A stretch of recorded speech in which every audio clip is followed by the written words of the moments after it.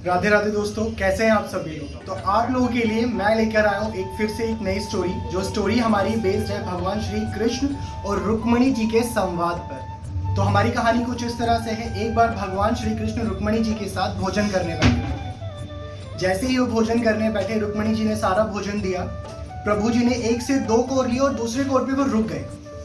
अब माइंड में उनके चला कि हाँ, दूसरे कोर पे अगर वो रुके तो रुक्मणी जी को लगा कि ऐसा क्या हुआ जो प्रभु जी दूसरे कोर पे रुक गए।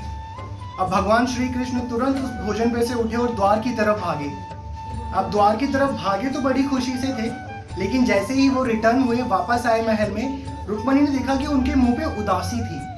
अब भगवान श्री कृष्ण दोबारा भोजन पे बैठ गए। रुक्मणी जी ने पूछा कि प्रभु, आप भागे तो बड़े उत्साह के साथ थे, लेकिन आप जैसे ही वापस आए आपके मुख पर वह उत्साह ही नहीं था, ऐसा क्यों? अब पूरा भोजन भगवान कृष्ण ने फिनिश किया।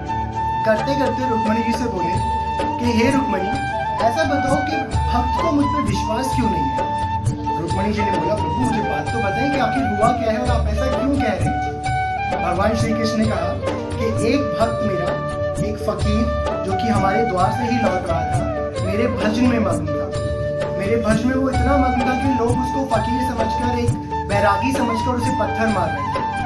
अब उसको पत्थर मारता देख मुझे लगा कि मेरा भक्त मुसीबत में है। मैं तुरंत वहां से भाग उठा, अपने भोजन से मैं उठा। मैं द्वार तक ही पहुंचा था कि उस फकीर ने क्या करा, अपना तार छोड़ा और तुरंत पत्थर उठा के दूसरों को मारने लगा। अब इस बात पे मुझे सिर्फ इतना हुआ कि भक्त जब भी ये सोचता है ना कि मेरे प्रभु मेरी परीक्षा ले रहे हैं, वो संयम नहीं रखते। वो क्या करते हैं कि परीक्षा के टाइम पे ना भगवान का नाम लेना छोड़ करके ना भगवान की बुराइयां शुरू कर देते हैं। तो वही उस फकीर ने किया।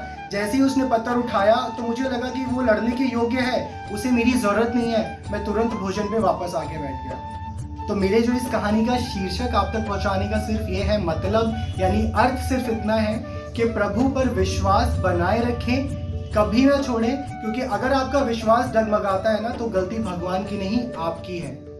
वो एक ना एक दिन जरूर आपकी मदद करने आते हैं, वो किसी भी रूप में आए पर वो आएंगे जरूर। तो अपना विश्वास, अपना आत्मा में बोलते ना भगवान पर लीन होना, भजनों में लीन होना, वो आप बनाए रखें, हमेशा रहें। प्रभु आपके लिए जरूर आएंगे।